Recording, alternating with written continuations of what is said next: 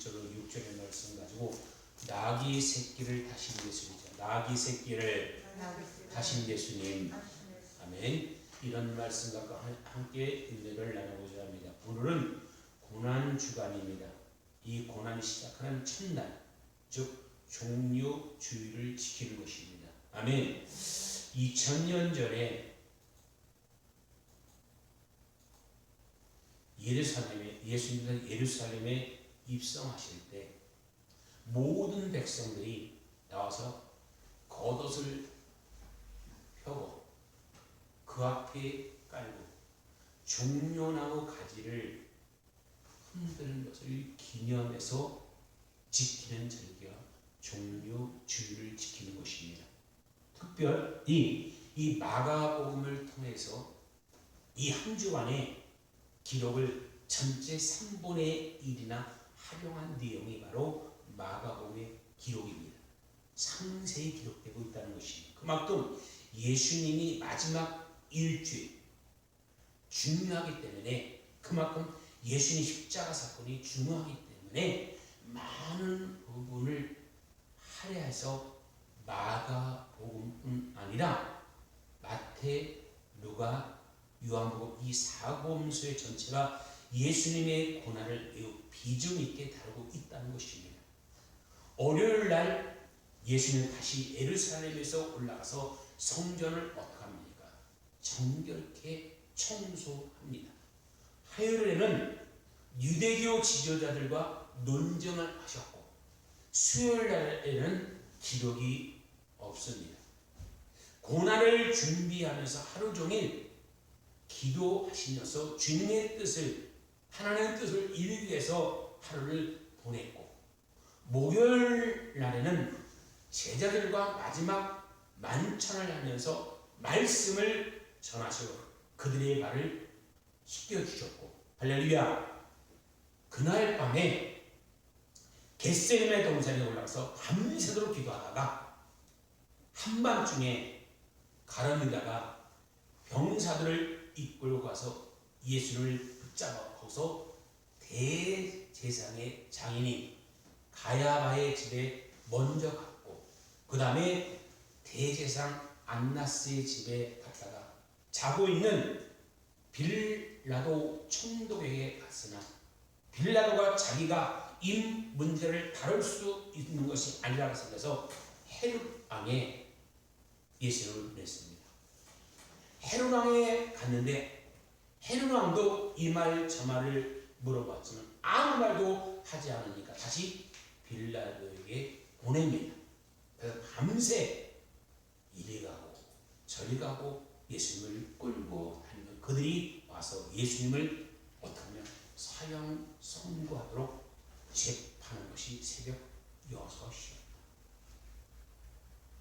불과 며칠만 해도 예수님을 호산나 다윗의 자손이여 외쳤던 그들이 갑자기 돌변해서 예수님을 십자가에 못 박으라고 외치고, 그래서 예수님이 사형 선고를 받으시고 십자가에 메고 골고다 산으로 올라가서 성금요일날 아침 9시에 십자가에 달리시고 오후 3시에 숨을 거두셨습니다. 그리고 아리마대 요셉의 무덤에 누졌다가 3일 후 첫날 주일날 새벽에 주님이 부활하셨다는 것입니다. 우리가 2000년 전에 주님께서 행하신 그 마지막 한 주간 흔적을 우리가 따라가면서 이 한 주간 정말 뜻깊은 경건한 모습으로 우리 모두가 되기를 간절히 소원합니다. 아멘. 이 일주일이 굉장히 중요하다는 사실입니다. 아멘. 첫 번째로 겸손의 종으로 오신 예수님입니다. 오늘 종려주일입니다. 이 주일날 주님이 예루살렘 입성할 때 많은 백성들이 자기 겉옷을 벗어서 깔고, 그 다음에 종려나무 가지를 꺾어서 호산나서 다윗의 자손이 우리 왕이라고 흔들었던 시기가 지금 있다는 것입니다. 예수님이 예루살렘에 나귀를 타고 입성하십니다. 오늘 본문에 이것은 겸손의 종으로 오신 예수님, 우리에게 가르쳐주고 있다는 사실을 믿으시길 바랍니다. 오늘 11장 7절 보시길 바랍니다. 시작. 나귀 새끼를로 예수를 끌고 와서 자기의 겉옷을 그 위에 엎겨놓으며 예수님이 타시니, 예수님께서 메시아로 오신 예수님, 만왕의 왕, 만주의 주가 되신 예수님이 예루살렘에 입성하셨는데, 일반 다른 왕이나 전쟁에 승리한 장군처럼 위풍당당하게 말을 타고 앞뒤에 호위병을 세우고 나팔을 불며 입성하신 것이 아닙니다. 가장 보잘것없는 나귀 새끼를 타고, 한 번도 사람이 타보지 않는 나귀 새끼가 뒤에 갑자기 등에 무거운 사람이 앉히니 뒤퉁 거리면서 들어온 것이, 그러한 보잘것없는 초라한 모습으로 예수님이 2000년 전에 종려주일날 예루살렘에 들어가신 것입니다. 이 어린 나귀 새끼는 겸손, 낮아진, 평범한, 가난, 이런 모습을 상징하고 있는 것입니다. 예수님이 이 땅의 왕으로, 만왕의 왕으로 오셨지만 온 인류의 죄를 가운데 구원하기 위하여 가장 낮아지시고 겸손해져로 그 일생 동안 하나님의 귀한 뜻을 이 땅에 행하시고 십자가에 달리신 것이라는 사실을 믿으시기를 주님으로 축원드립니다. 예수님은 가난하고 헐벗고 굶주리고 병든 사람이 친구가 되어 주셨다는 것입니다. 아무도 돌아보지 않는 사람들을 사랑으로 보살펴 줬다는 것입니다. 스가랴와 선지자는 이렇게 말합니다. 이언합니다. 마태가 그 이언을 이용하여 말합니다. 마태복음 21장 5절입니다. 그는 겸손하여 나귀 곧 명예를 내는 짐승의 새끼를 다투다 하라 하였느니라고 말씀하고 있는 것입니다. 여기 보면 겸손과 온유와는 동전의 앞면과 뒷면을 같다는 것입니다. 출애굽한 이스라엘 백성들이 40년 동안에 이끌었던 모세는 그 많은 무리들이 늘 원망하고 늘 불평하고 늘 대들었어도 불구하고 온유한 모습으로 장정 60만, 약 200만 명을 넘는 이스라엘 백성들을 잘 이끌었던 것을 알 수 있다는 것입니다. 그래서 민수기 12장 3절에 이렇게 말합니다. 이 사람은, 모세는 온유함이 지면 모든 사람보다 더하다라고 말씀하고 있는 것입니다. 성경은 이렇게 말합니다. 강한 성격의 소유자가 세상을 다스리는 것 같지만 실제로 그렇지 않다는 것입니다. 온유하고 겸손한 자가 사람의 마음을 얻고 세상을 다스리게 되는 것이라는 사실을 믿으시기를 주님으로 축원드립니다. 온유하고 겸손한 사람만이 세상을 이길 수 있습니다. 예수님은 하늘 보좌에 오르시고 이 땅에 내려오셔서 가장 낮고 천한 모습으로 이 땅에 임하셔서 평생 겸손과 섬김의 본을 보여주었다는 사실을 믿으시기를 주님으로 축원드립니다. 마지막 제자들은 하나님 가르침도 제자들이 옆에 목에 힘을 주고 예수님이 높아지면 한 자리 하라고 그런 교만함이 가득함을 보고 그들의 발을 씻겨 주신 것이 마지막 가르침입니다. 요한복음 13장 14절로 15절에는 이렇게 설명합니다. 내가 주와 또한 선생이 되어 너의 발을 씻기니 너희도 서로 발을 씻겨 주는 것이 옳으니라. 내가 너희에게 행한 같이 너희도 행하게 하려 하여 본을 보이라고 말씀하고 있는 것입니다. 사람이 근본 뿌리는 교만입니다. 아담과 하와 하늘처럼 되려고 선악과를 따먹기 때문에 그 순간 우리 속에 교만이 스며들었습니다. 이 교만에 벗어난 사람은 한 사람도 없다는 것입니다. 교만이 우리의 삶 속에는 스며들어 있다. 어느 순간 나도 모르는 사이에 나를 점령하고 그 교만이 나를 잘못된 길로 이끌어가는 것입니다. 그래서 우리는 늘 자신을 돌아보면서 주님의 자신을 낮추고 겸손한 모습으로 살아가는 저와 여러분 되기를 주님으로 축원합니다. 미국의 앤드류 머리와 목사님이 계십니다. 이 목사님이 이렇게 말씀합니다. 교활한 뱀이 자신이 교만한 독을 최초의 인간에게 쥐했을 때 모든 인간이 비참함을 떨어지고 말았다. 예수님께서는 우리를 겸손에 참여하는 자들에게 만들기 위하여 그럼에도 불구하고 우리를 구원하기를 위해 우리를 찾아오셨다. 예수님 말씀하십니다. 마태복음 11장 29절에 나는 마음이 온유하고 나는 겸손 나의 멍에를 메고 내게 배우라. 그러면 너희의 마음이 완하고요 힘을 얻는다고 말씀합니다. 안식을 얻는다는 것입니다. 그럼 우리가 높아질 때 많은 것을 수유할 때 남보다 더 많이 배웠다 할 때 내가 사람의 앞에 칭찬받고 인기를 얻고 있을 때 이때 조심해야 된다는 사실입니다. 나는 아무것도 아닙니다. 모든 것이 주님의 은혜입니다. 주님 앞에 겸손함 하나님이 더 높여주는 것이라는 사실을 믿으시기를 주님으로 축원합니다. 그래서 사람이 뱀뱀이를 알려면 옛말에 완장을 채워주면 알 수 있다고 했습니다.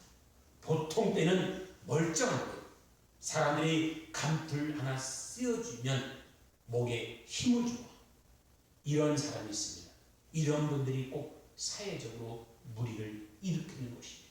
우리가 어떤 위치이든 간에 겸손할 때 하나님께서 우리를 높여주시고 또 귀한 일을 이루어준다는 사실을 믿으시기를 주님으로 축원합니다. 할렐루야. 두 번째입니다. 순종의 은혜가 있어야 될 줄 믿습니다. 우리는 이 사건을 통해 순종의 은혜를 배워가는 여러분 되시기를 주님으로 축원드립니다. 예수께서 예루살렘에 입성할 때 제자들에게 말씀합니다. 건너편 마을에 가서 나귀 새끼를 메어 있는 것을 보고 끌고 와라.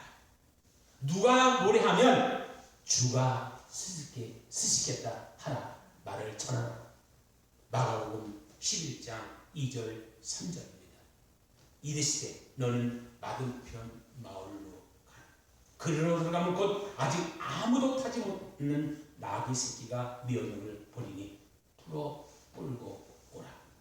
만일 누가 너에게 이렇게 하느냐 묻거든 주가 쓰시겠다 하라. 그리하면 즉시 이리로 보내리라 하시니라. 할렐루야. 누가복음 보면 그 임자들이 나와서 왜 가져가냐 하고 항의하는 장면이 나옵니다. 누가복음 이렇게 하는 33절 34절입니다. 나귀새끼를 풀 때 임자들이 이르되 어찌하여 나귀새끼를 푸느냐 대답 주께서 쓰시겠다 하라.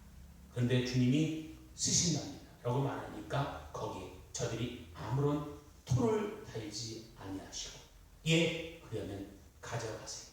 주님이 쓰시도록 하세요 라고 합니다. 이것이 바로 하나님이 기뻐하는 순종의 모습이라는 사실을 믿으시기를 주 이름으로 축원합니다. 우리가 일생을 동안 하나님이 인정하라는 말씀, 하나님 말씀에 순종하시기를 주 이름으로 축원드립니다. 철저히 말씀 중심의 사람이 되어가기를 주 이름으로 축원드립니다. 말씀을 주로 묵상하고 말씀에 순종하면 하나님의 복이 우리에게 임하게 된다는 사실을 믿으시기를 주님으로 축원드립니다. 하나님 말씀은 우리의 삶의 길이요 우리의 등불이라는 사실을 믿으시기를 주님으로 축원드립니다. 말씀을 읽고 말씀을 지켜 행할 때 하나님의 은혜가 우리에게 임하게 되는 것입니다. 말씀은 우리의 영혼의 거울입니다. 말씀을 비춰서 내 자신을 돌아보고 내가 회개해야 된다는 것입니다. 말씀을 보고 우리가 하나님의 뜻을 알고 하나님의 뜻을 실천할 때 하나님의 은혜가 내게 임하여 있는데 그것이 바로 순종의 삶이라는 사실을 믿으시기를 주님으로 축원드립니다. 주여 말씀만 하옵소서. 제가 순종하겠나이다. 할렐루야. 순종은 희생을 동반하는 것입니다. 믿음의 조상 아브라함이 하나님께 인정받게 된 것은 그가 100세 때 낳은 아들 이삭을 말씀에 순종하여 하나님께 드렸기 때문에이라는 것입니다. 그가 순종하지 않았다면 아브라함의 기록은 믿음의 조상으로 있지 않았을 것입니다. 그런데 100세 때 되어서 낳는 아들을 얼마나 사랑하겠습니까? 자녀를 사랑하지 않는 부모가 없습니다. 더구나 100세가 되어 낳는 아들이 얼마나 귀합니까? 그러니까 눈만 뜨면 이삭 어디 있냐 찾았을 것입니다. 하나님께서 이삭을 하나님을 더 사랑하냐 안 하냐 그것을 시험하기 위하여 말씀하십니다.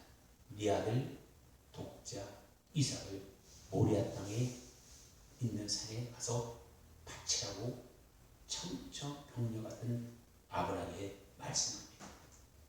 3일 길을 가야 되는데 아브라함은 청천벽력 같은 명령이었지만 마음을 정하고 말씀에 순종하여 아들을 데리고 모리아 땅에 있는 한 산에 올라가 그를 묶고 칼을 들었던 것이 그때 주의 음성이 들립니다.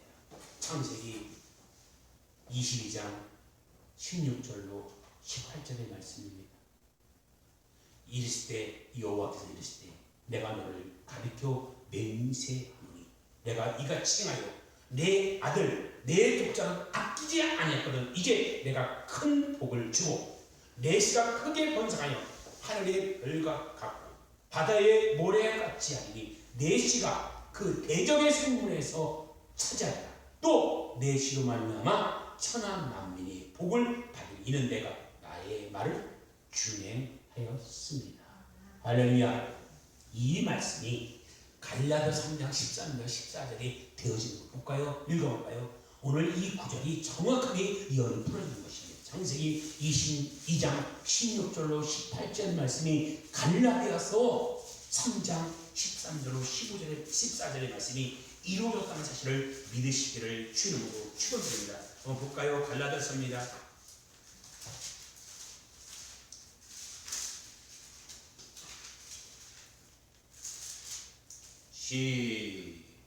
시작. 그리스도가 우리를 저주를 받은 바 되사 율법에 우리를 속량하시니 기록된 바 나무에 달린 자보다 저주 아래 있는 자라 했습니다. 이는 그리스도 예수 안에서 아브라함의 복이 이방인에 미치게 하고 또 우리로 하여금 믿음 안에만 성령을 약속을 받게 하려 합니다.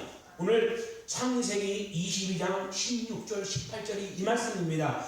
이르시되 여호와께서 이르시되 내가 너를 가르쳐 맹세하노니 내가 이같이 행하여 내 아들 내 독자를 아끼지 않았으니 내가 내게 큰 복을 주고 내 씨가 크게 번성하여 하늘의 별과 같고 바다의 모래와 같게 하니 내 씨가 대적의 성문을 차리. 또 내 씨로 말미암아 여기와 말씀이 14절의 말씀입니다. 갈라디아 3장 14절과 똑같습니다. 천한 만민이 복을 받으니 이는 내가 이 내야의 말을 준행하였습니다. 창세기 22장 18절의 말씀이 갈라디아 3장 14절에 이루어졌다는 사실을 믿으시기를 주님으로 축원드립니다. 천하 만민이 복을 받으니 내가 나의 말을 준행하였습니다. 내 씨로 말미암아 믿으세요? 온전한 순종이 이와 같이 놀라운 은혜와 축복을 가져온다는 사실을 믿으시기를 주님으로 축원드립니다. 예수님의 일생도 순종의 일생이었습니다. 빌립보서 2장 8절 볼까요? 빌립보서 2장 8절입니다. 시작. 사람의 모양으로 나타나 자기를 낮추시고 죽기 전에 복종하셨으니 곧 십자가에 죽으시니라. 할렐루야. 히브리서 5장 8절 9절 말씀 볼까요? 히브리서 5장 8절 9절입니다. 히브리서 5장 8절 9절입니다. 그가 아들이시면서 받은 고난으로 순종함을 배워서 온전케 되었은즉 자기에게 순종하는 모든 자에게 영원한 구원이 되시고. 할렐루야. 우리가 하나님께 쓰임 받을 길은 순종밖에 없다는 사실을 믿으시기를 주 이름으로 축원합니다. 순종은 내가 그 말씀을 스스로 동의하고 따르는 것이 순종입니다. 할렐루야. 복종은 내가 그것을 따르는 마음이 없어도 억지로 따르는 것이 복종인데, 그러나 복종에도 복을 받고 순종에도 복을 받는 것입니다. 어차피 복을 받을 길을 가려면 순종하는 우리 모두가 되기를 주 이름으로 축원드립니다. 아멘. 우리 이렇게 기도하시길 바랍니다. 주여, 내게 주시는 재능, 내게 주시는 신앙, 내게 주시는 물질을 가지고 기쁨으로 순종하여 주의 일을 하기를 원합니다. 말씀을 통해서 내가 가르쳐 주시고 말씀을 통해 내게 하는 뜻을 순종하는 주님의 자녀들을 되게 하여 주옵소서. 오늘 이런 기도하는 역사의 길을 주님으로 축원합니다. 말씀을 주야로 묵상하고 말씀으로 순종할 때 하나님께서 하늘 문을 여시고, 아멘, 쌓을 것이 없도록 우리에게 넘치게 부어준다는 사실을 믿으시기를 주님으로 축원합니다. 할렐루야. 세 번째입니다. 종료주기의 세 번째, 영원히 찬양받을 주님입니다. 자, 영원히 찬양받으신 주님. 셋째로 우리 주님은 찬양과 영광을 돌리는 삶을 대해야 될 줄 믿습니다. 주님만이 우리의 삶에 영원한 찬양받으실 주님이라는 것을 우리가 잊지 마시기를 주님으로 축원드립니다. 오늘 마가복음 11장 8절로 10절을 볼까요? 이렇게 말씀합니다. 오늘 본문 말씀입니다. 많은 사람들이 자기들이 겉옷을 또 다른 이들은 들에 벤 나물 가지를 길에 빼어 앞에 가고 뒤에 따르는 자들이 소리 지르되 호산나 찬송하리라. 주의 이름으로 오시는 이요 찬송하리로다.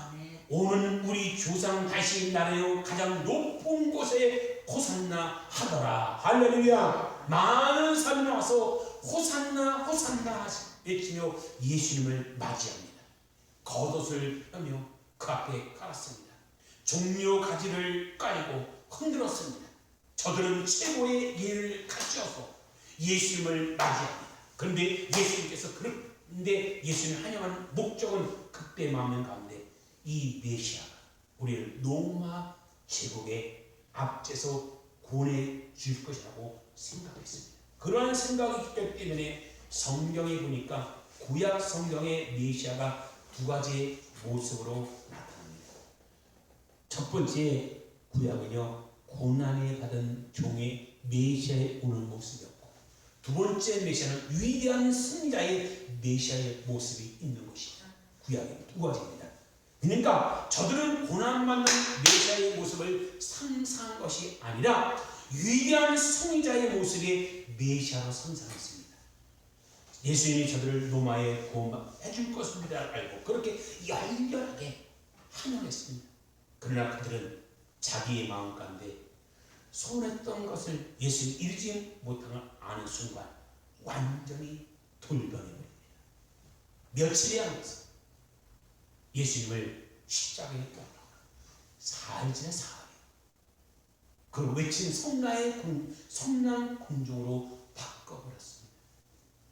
내 개인의 유익을 따라서 신앙생활하고 안 하는 것이 아니라 나를 위해 몸 바쳐 피 흘려 돌아가신 예수님을 기억하면서 늘 감사하고 늘 찬양하고 영광 돌리는 우리 모두가 되기를 주님으로 축원드립니다. 할렐루야. 내 모습이 모든 영역에서 주님만이 높임 받기를 원하고 있다는 사실을 믿으시기를 주님으로 축원합니다. 주님만이 존귀케 되기를 원합니다. 할렐루야. 나의 나된 것은 주님의 은혜라. 아멘. 우리가 이걸 잊지 마시기를 주님으로 축원드립니다. 아멘. 우리를 이렇게 대한민국에 복을 줬는데 이 코로나 때문에 지금 굉장히 힘들어하고 있습니다.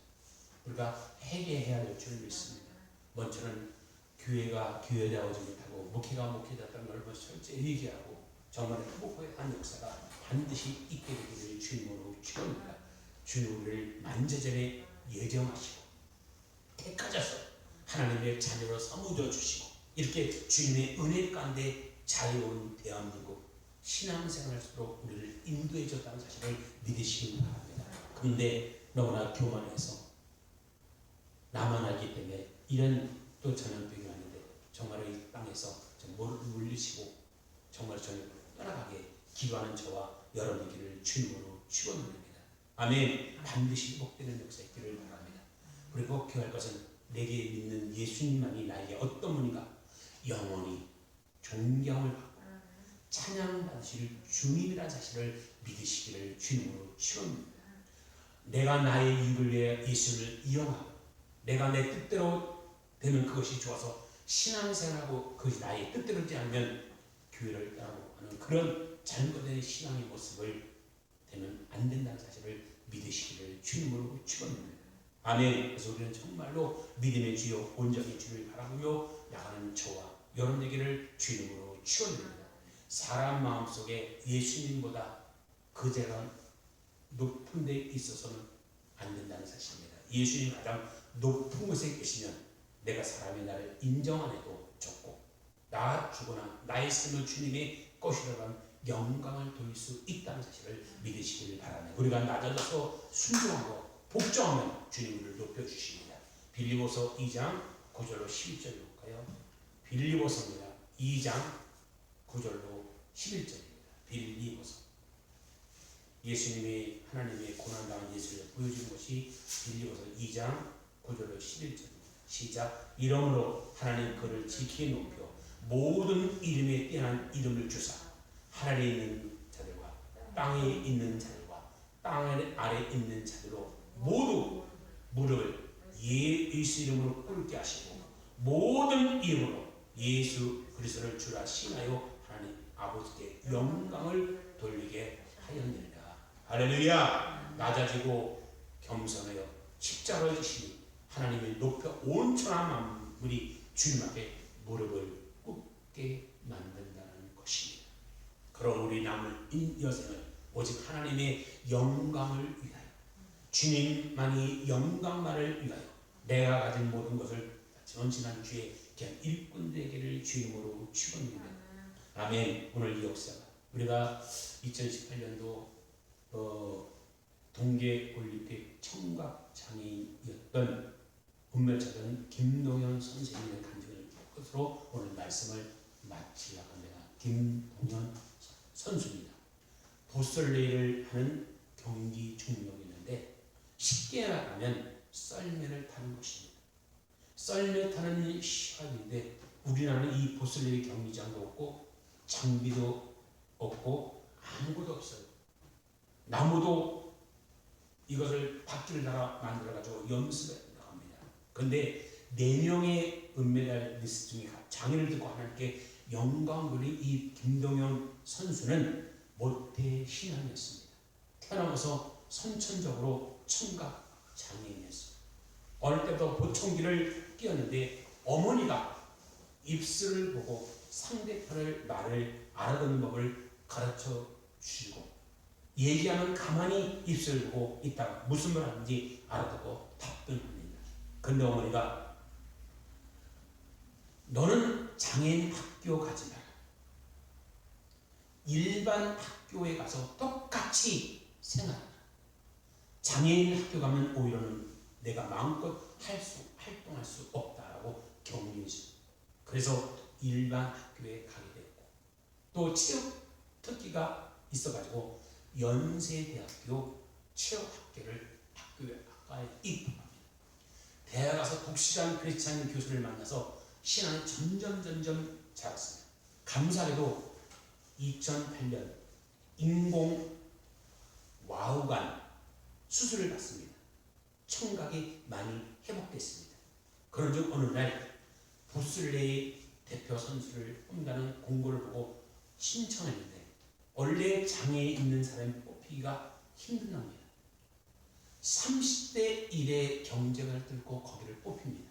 그때 주님께서 주신 말씀이 있습니다. 신명기 28장 1절입니다. 내가 내 하나님 여호와의 말씀을 삼가 듣고 내가 오늘 내게 명령하여 그 명령을 내가 지켜 행하면 네 하나님 여호와께서 너를 세계 모든 민족 위 뛰어나게 하실 것이다. 그래서 30대 1의 경쟁을 뚫고 국가대표가 선수가 됐고 밴쿠버 올림픽, 소치 올림픽 참가했으니 성적이 좋지 않았습니다. 그는 굉장히 낙심했습니다. 그러다가 연습 중에 썰매가 엎어져서 부상을 당하고 입원하게 되었습니다. 입원을 기도하는 가운데 주님이 깨닫게 음성을 드립니다. 그는 이렇게 고백합니다. 늘 경기할 때마다 기도했지만 생각해보니 제 마음속에는 내가 내 잘해서 인정받아야지라는 숨겨진 욕심이 더 컸다는 것을 알게 되었어요. 그것을 깨닫는 후부터는 하루하루 말씀을 붙잡고 기도하면서 매달과 상관없이 하나님 영광을 돌릴 기회만 주세요 라고 기도하면서 하나님께 감사했어요. 그 고백을 들으신 하나님은 미국에 열린 아메리칸 컵에서 금메달을 따게 했고 2018년 동계 올림픽에 은메달을 따게 했는데 주님의 주신 말씀이 있었습니다. 여호수아서 1장 9절의 말씀입니다. 내가 명령한 것이 아니냐. 너는